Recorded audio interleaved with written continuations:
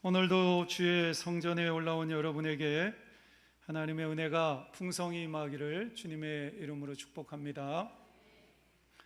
우리가 신앙생활을 이야기할 때 신앙생활은 100m 단거리 경기를 뛰는 것이 아니라 42.195km 마라톤을 뛰는 것과 같다, 이렇게 이야기를 많이 합니다.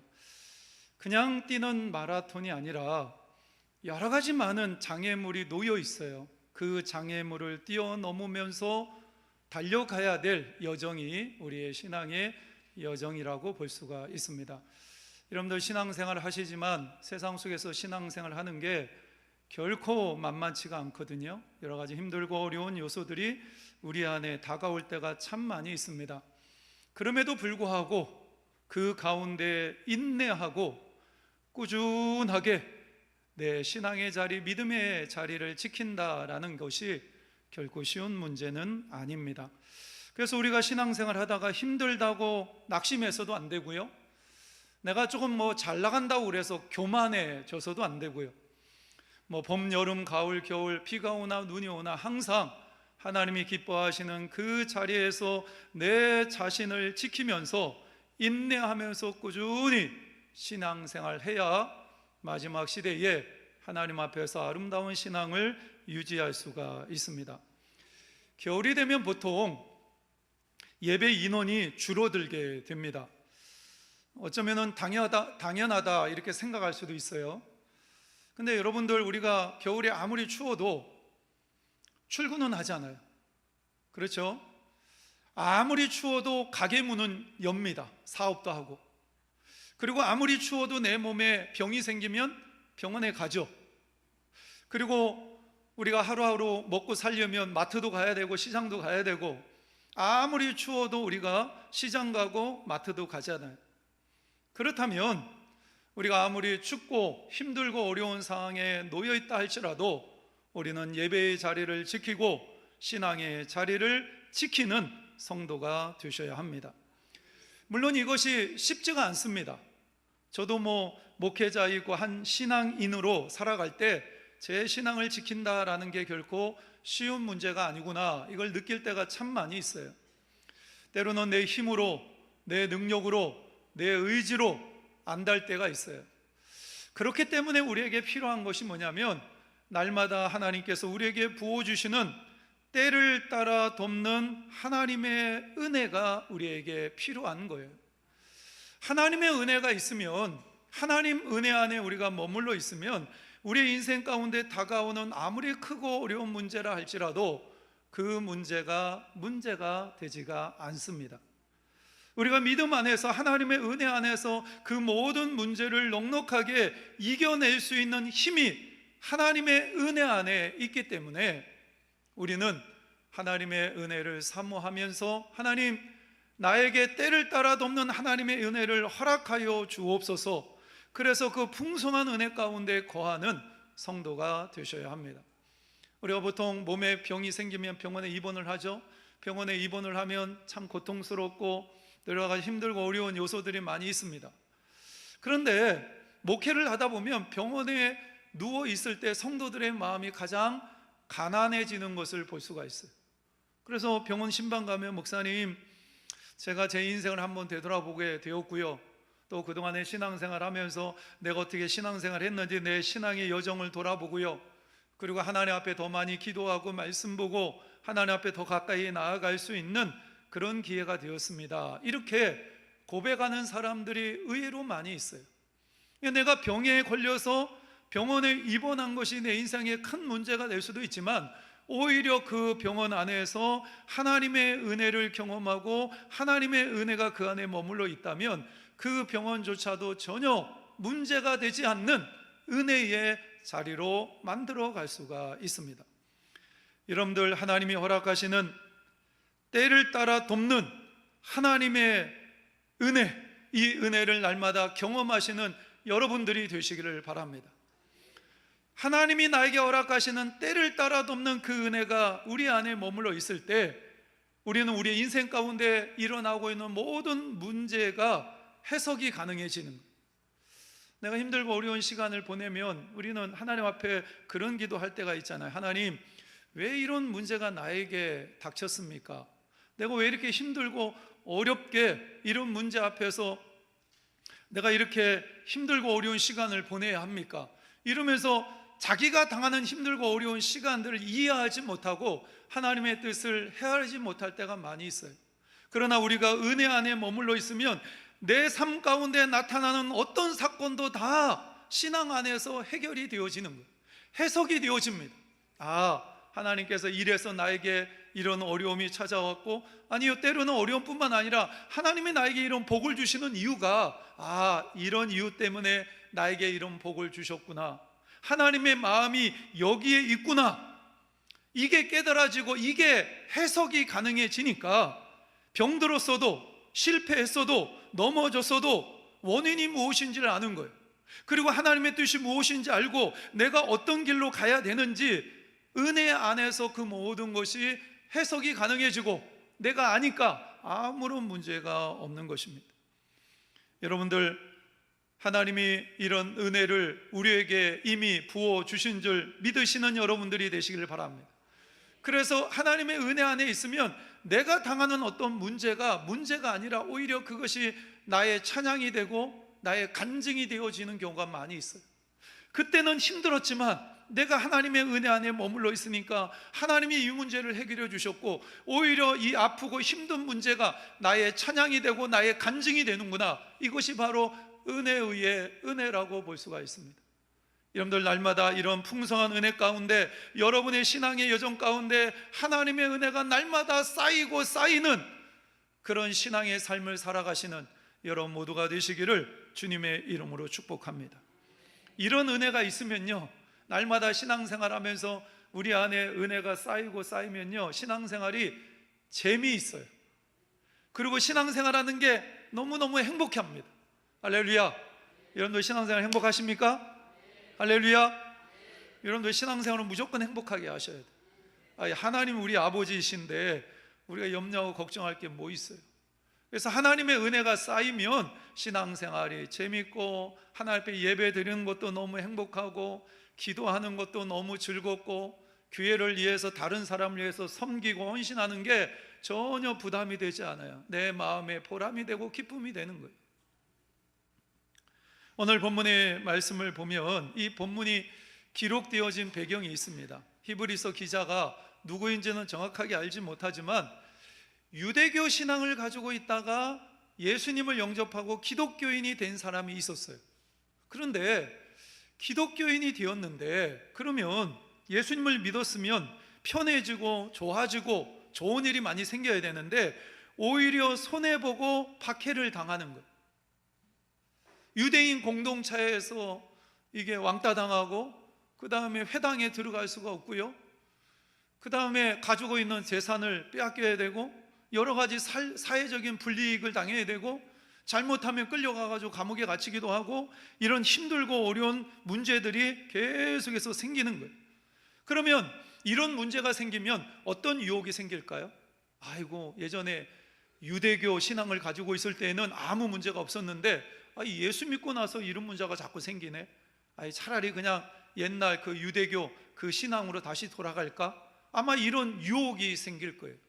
여러분, 우리도 비슷합니다. 신앙생활 하다가 우리가 예수 그리스도를 영접하고 하나님을 믿었음에도 불구하고 여러 가지 문제가 생기면 여전히 교회는 다니고 있지만 여전히 힘들고 사람들 때문에 부담스럽고, 그리고 괜히 여러 가지 시간만 뺏기는 것 같고 이런 생각이 자꾸 들면 내가 신앙생활 잘못했나 보다, 내가 누구 끌려와가지고 어쩔 수 없이 교회 다니기 시작을 했는데, 거기다가 바로 옆집에 있는 절에 다니는 사람이 있는데 그 사람은 사업도 잘 되는 것 같고 자녀들도 잘 되는 것 같고, 보니까 자꾸 차는 좋은 차로 자꾸 그 사고 막 이러면, 그걸 보게 되면 마음 가운데 내가 교회를 잘못 다니고 있나, 이런 생각이 들 수가 있잖아요.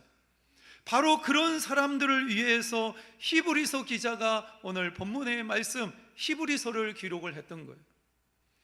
오늘 본문 14절 말씀에 보니까 히브리서 기자는 예수님이 어떤 분인가에 대해서 소개를 하고 있습니다. 우리 함께 읽겠습니다. 그러므로 우리에게 큰 대제사장이 계시니 승천하시는 이 곧 하나님의 아들 예수시라. 우리가 믿는 도리를 굳게 잡을지어다. 할렐루야. 예수님을 누구라고 소개하고 있습니까? 큰 대제사장, 그리고 하나님의 아들이라고 소개를 하고 있습니다. 여러분들, 이스라엘 유대인들은 하나님이 세운 제사장들이 있었잖아요. 그런데 제사장 중에서 대제사장이 있었어요. 이 대제사장이 하는 정말 중요한 일 중에 하나가 뭐냐면, 속죄일이 되면 이스라엘 백성들의 모든 죄를 짊어지고 제물을 준비하고 피를 준비해서 성막에, 성전에 있는 지성소에 들어갑니다. 1년에 딱 한 번 들어가는 거예요. 그리고 그곳에 하나님의 제물을 드리고 피를 뿌리면서 이스라엘 백성들의 모든 죄를 고백하고 그 자리에서 이스라엘 백성들의 죄를 사함을 받습니다. 이게 대제사장이 하는 가장 중요한 일이었어요. 그런데 예수님이 대제사장이 아니라 큰 대제사장이라고 소개를 합니다. 예수님께서 인류의 모든 죄를 짊어지시고 어디에 올라가셨습니까? 십자가 위로 올라가셨어요. 그리고 자신의 보혈의 피를 흘리시고 자기가 친히 제물이 되신 거예요. 그래서 자신의 목숨을 내어놓으시고 자신이 가지고 있는 모든 피를 흘리시면서 단번에 우리 모든 인류의 죄를 사해 주시고 구원의 길을 열어놓으셨어요. 이스라엘 백성들이 그토록 기다리고 있던 메시아 그리스도가 예수님이시라는 거예요. 구약 성경에 보면 하나님이 약속하신 메시아가 있잖아요. 유대인들이 그토록 기다리고 있었던 메시아, 그 메시아 구세주가 예수 그리스도이시다. 히브리서 기자는 이렇게 소개를 하고 있습니다. 여러분들, 우리가 예수 그리스도를 믿음으로 말미암아 죄사함 받았잖아요. 할렐루야. 여러분들, 예수님을 믿으십니까?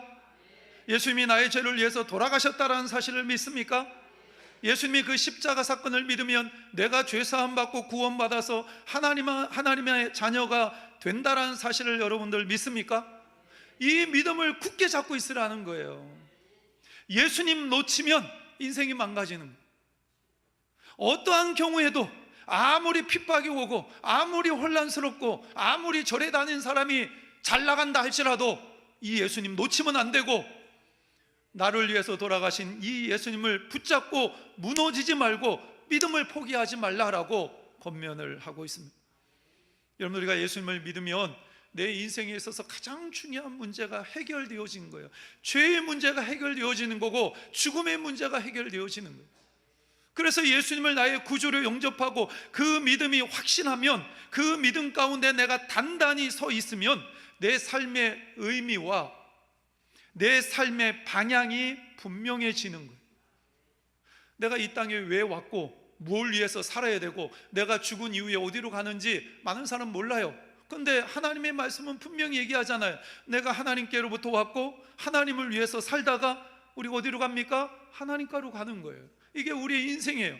인생의 목적도 분명해지고 내가 왜 살아야 되는지에 대해서도 분명해지고, 그리고 때로 힘들고 어려운 순간이 다가와도 고난이 나에게 찾아온다 할지라도 무너지지 않는 거예요. 이겨내는 거예요, 믿음으로. 그리고 이 땅의 삶을 마감하고 내가 이 땅에서 모든 것을 마감하고 죽는다 할지라도 하나님 나라에 대한 소망을 가지고 하루하루 살아가게 되는 거예요. 이게 믿음의 힘입니다. 근데 예수님은 단순한 구원자가 아니라 오늘 본문의 말씀에 보니까 우리의 연약함과 필요까지도 아시는 분이시다 말씀하십니다. 15절 말씀 함께 읽겠습니다. 우리에게 있는 대제사장은 우리의 연약함을 동정하지 못하실 리가 아니요 모든 일에 우리와 똑같이 시험을 받으신 이로되 죄는 없으시니라. 예수님께서 이 땅에 인간의 몸으로 오셨잖아요. 그리고 우리가 당하는 모든 고난과 시험을 다 경험을 했어요. 그래서 우리의 연약함을 우리 예수님은 너무나 잘 알고 계십니다. 그냥 단순히 하늘 보좌에 머물러서 우리를 안다라고 말씀하신 것이 아니라 인간의 몸으로 이 땅에 오셔서 배고픔도 당하시고 목마르기도 하시고 피곤함을 느끼기도 하시고 분노하시고 슬퍼하시고 울기도 하시고, 그러면서 인간이 경험하는 모든 것을 다 경험하신 것. 죽는 흉내만 내신 것이 아니라 십자가에서 친히 죽으셨어요. 죽음조차도 경험하셨던 예수님이세요. 그 예수님이 뭐라고 말씀을 하시냐면 우리의 모든 것을 다 아신다라는 거예요. 우리의 연약함도 아시고 우리의 부족함도 아시고, 때때로 쉽게 낙심하거나 절망하거나 쉽게 무너지는 우리의 모든 연약함을 다 이해하고 아신다라는 거예요. 그래서 하나님은 우리가 무너지고 쓰러질 때가 많잖아요. 그럼에도 불구하고 하나님은 책망하시기보다는 우리를 안아주시고, 그리고 우리를 이해하시며 우리를 회복시켜 주시기를 원하시는 하나님, 이분이 우리가 섬기는 예수님이시라는 겁니다.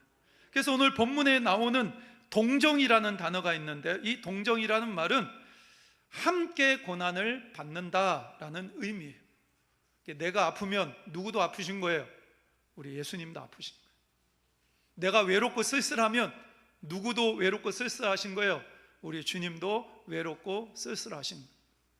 그래서 사도 바울이 다메섹 도상에서 부활하신 예수님을 만날 때 예수님이 뭐라고 얘기하십니까? 사울아 사울아 네가 왜 나를 핍박하느냐, 이 말씀하시잖아요. 사도 바울이 예수님을 직접 핍박하지 않았어요.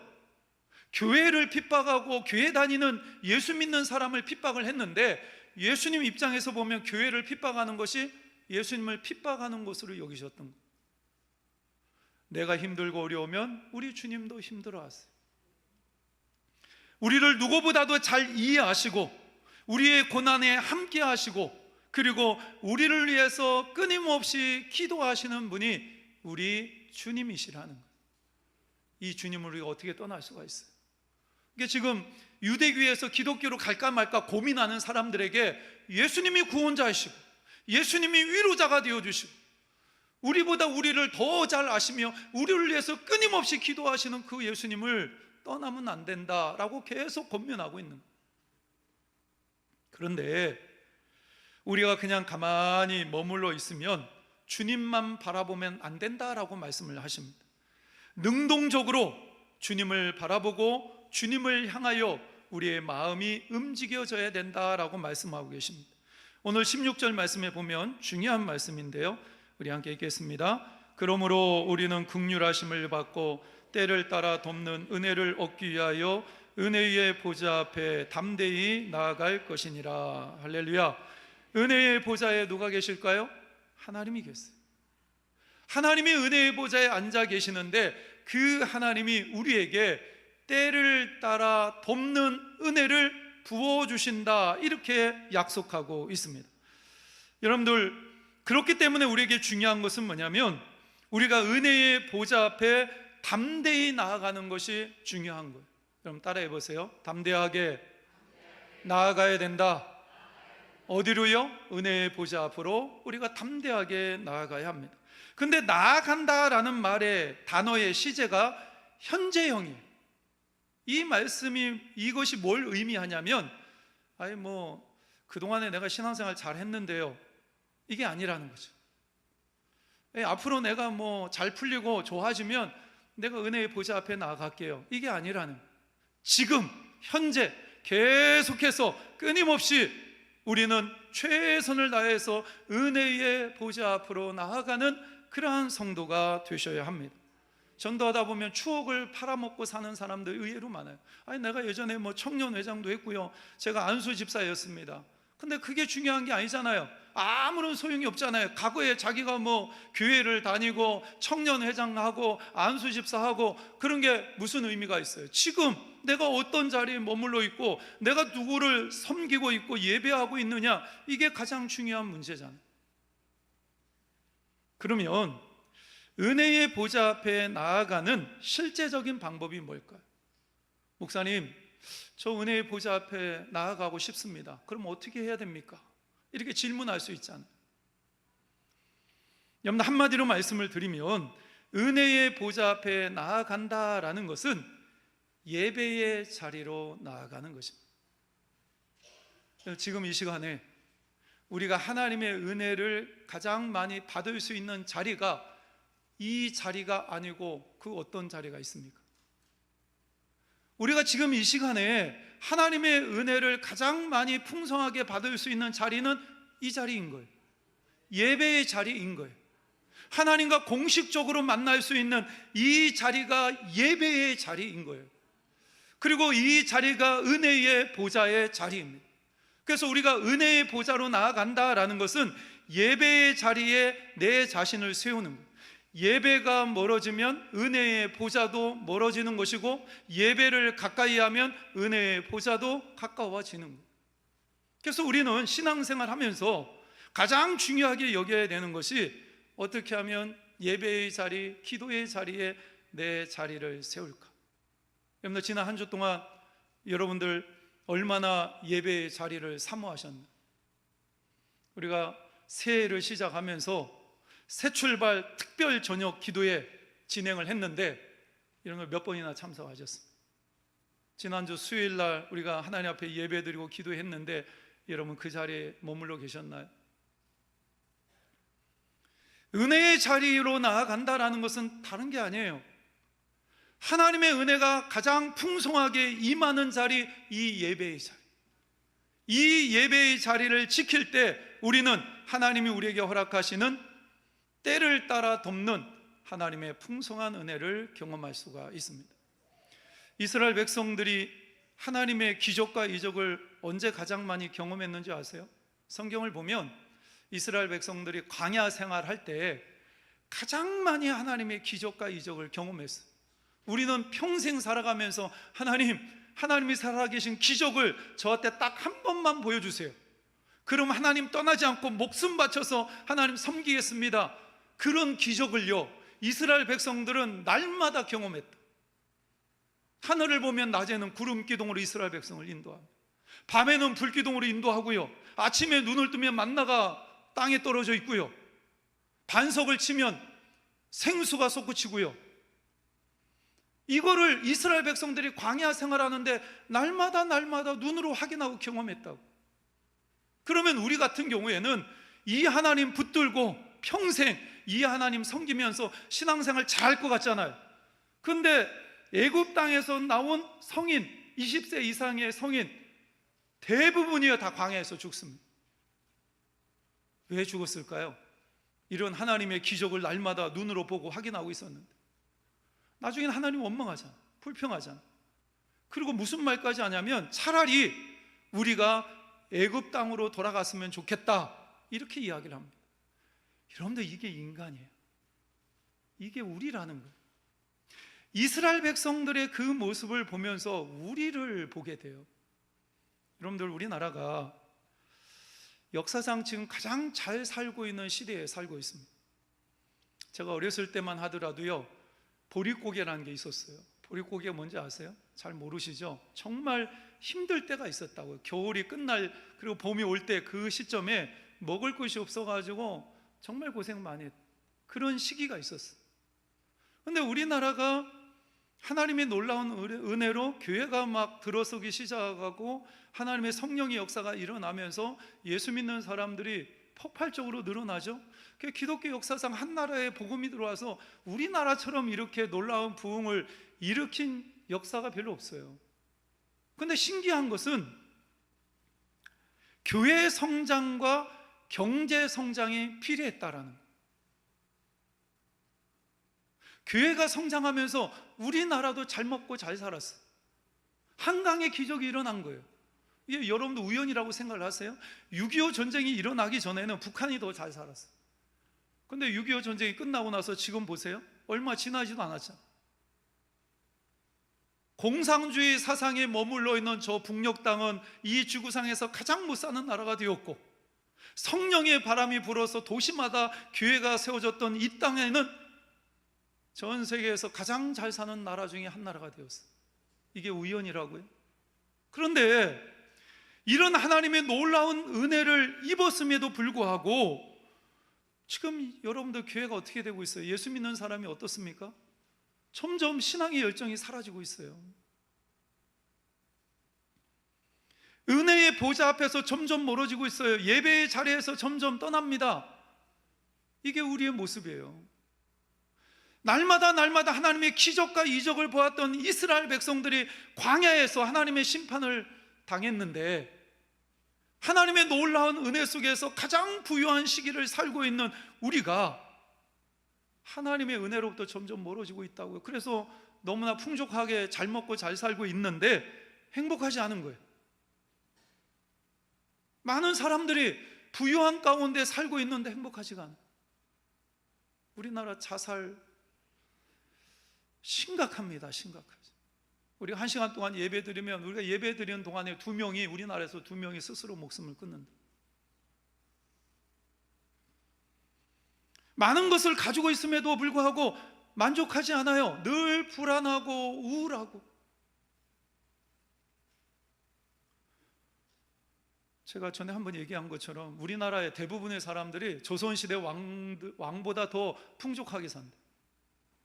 조선시대 왕들보다 지금 우리가 더 풍족한 시대에 살고 있어요.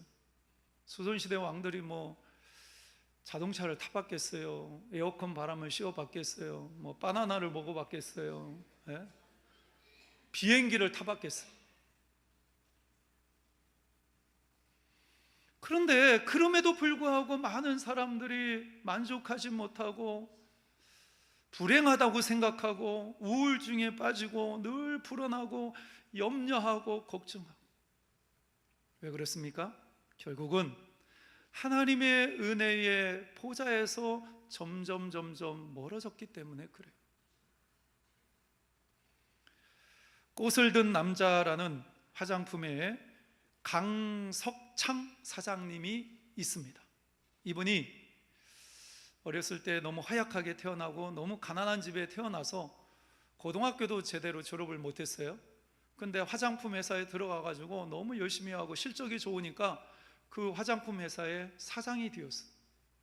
근데 꽃을 든 남자라는 브랜드를 이렇게 내놨는데 엄청난 그냥 막 대박이 터진 거죠. 그래서 매출도 엄청나게 올라가고. 근데 이분이 참 신앙이 좋고 믿음이 좋으신 분이었는데, 그래서 그 화장품 가게를 소망 화장품이라고 이름을 바꿀 정도로 믿음이 좋았어요. 근데 이분이 매출이 늘어나고 또 바쁘고 분주해지니까 이분이 교만한 생각이 든 거예요. 내가 능력이 정말 대단한가 보다. 내 능력 때문에 내가 사장이 되고 나서 이렇게 매출도 늘고. 그러면서 바쁘다 보니까 예배의 자리에서 점점 빠지는 거예요. 예배의 자리에서 멀어지는 거예요. 근데 어느 날 이분이 출장을 가다가 고속도로에서 대형 교통사고가 났어요. 교통사고가 딱 나면서 차가 완전히 찌그러져서 막 폐차할 수준까지 됐고, 그 상황 속에서 이분이 깨달은 거예요. 야, 이렇게 살다가 죽겠구나. 이 사람의 생명이라는 것이 한순간이구나. 이걸 깨달은 거죠. 그리고 하나님 앞에 철저히 회개하고, 그리고 자기가 멀리 했었던 예배의 자리에 나와서 하나님 앞에 예배를 드리기 시작하고, 그리고 회사를 경영하는 데 있어서 세상의 원리가 아니라 하나님의 말씀 안에서 그 회사를 경영하려고 애를 써요. 이분이요, 나중에 선교사님과 다음 세대를 위해서 사회에 기부하고 뭐 이러면서 200억이 넘는 금액을 기부를 한 거예요. 후원을 하고. 이분에게 있어서 교통사고가 은혜의 보좌로 나아가는 통로가 되었던 거예요.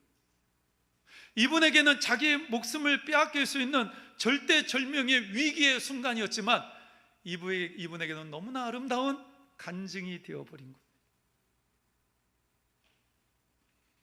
때로는 내가 신앙의 길을 잘못 들었으면 하나님이 나를 다루실 때가 있어요. 갑자기 하는 일이 막히고 몸에 병이 생기기도 하고 관계가 틀어지기도 하고 이렇게 힘들고 어려운 일들이 생깁니다. 왜 이런 일이 생기냐면 하나님의 섭리와 하나님의 뜻 안에서 하나님이 나를 사랑하시기 때문에 나를 다루시는 거예요. 근데 그런 일이 있을 때 우리가 깨달아야 될 것이 뭐냐면, 야, 그렇구나, 하나님이 나를 은혜의 보좌로 초대하고 계시는구나. 할렐루야. 우리가 이걸 깨달아야 되는 거예요. 내가 계속해서 은혜의 보좌 앞으로 나아가야 되겠구나. 그럴 때 하나님이 나에게 때를 따라 돕는 하나님의 은혜를 부어 주시겠구나. 이걸 깨닫고 예배의 자리, 기도의 자리, 하나님을 만날 수 있는 그 자리로 계속해서 나와야 되는 거예요.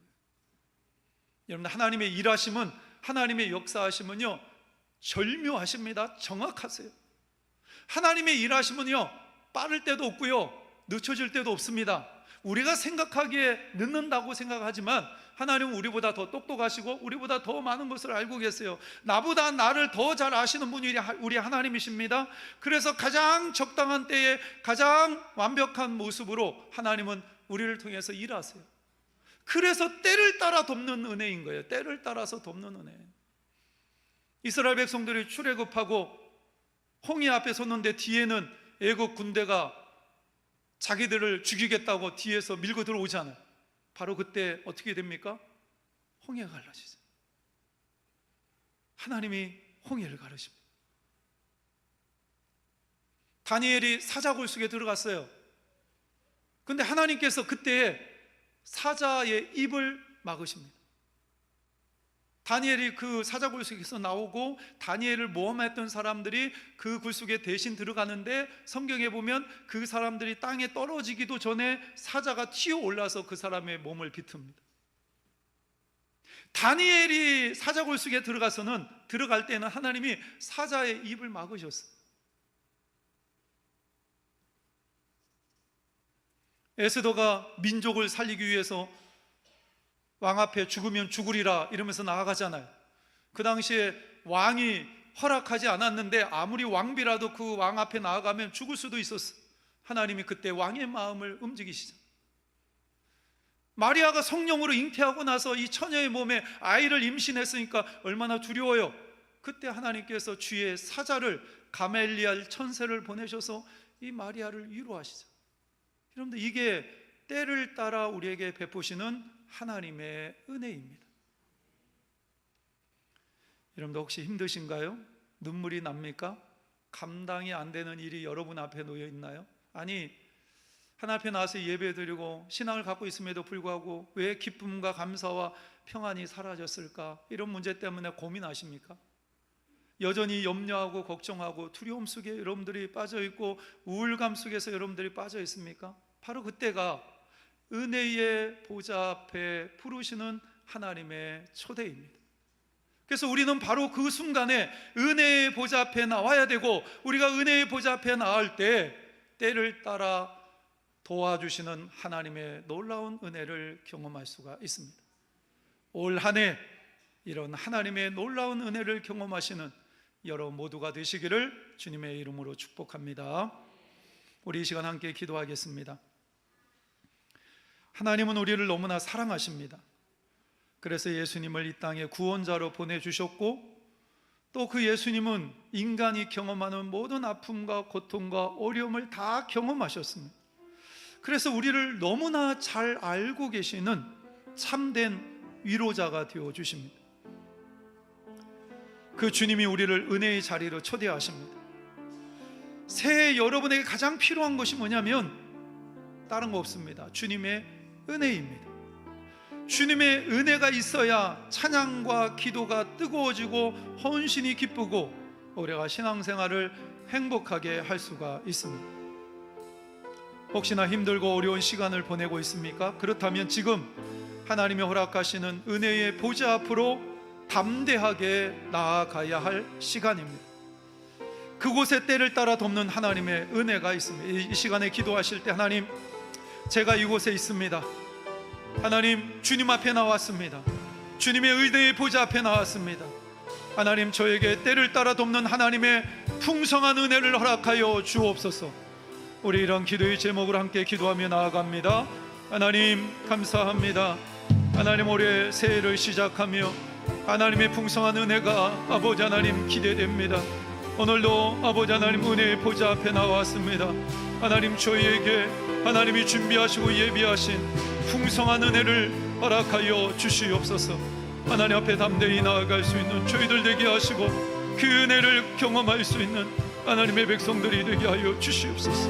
또 하나님 도와주시길 원합니다. 아버지 하나님 도와주시옵소서. 하나님 도와주시고 도와주시길 원합니다. 하나님 주님 주의 아버지 하나님 도와주시옵소서. 하나님 도와주시고 도와주시길 원합니다. 하나님 주님 때를 따라도 하나님의 은혜를 경험하기를 소망합니다. 아버지 하나님 도와주시옵소서. 주의 아버지 하나님 도와주시고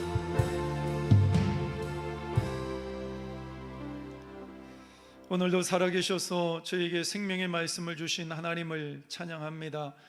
우리의 구원자가 되시며 우리의 위로자가 되시는 하나님께 나아갈 때 그곳이 바로 은혜의 보좌임을 믿습니다.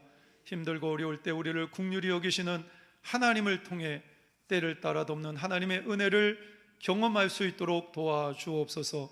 우리를 위해 십자가를 지신 우리 주 예수 그리스도의 이름으로 기도하옵소서.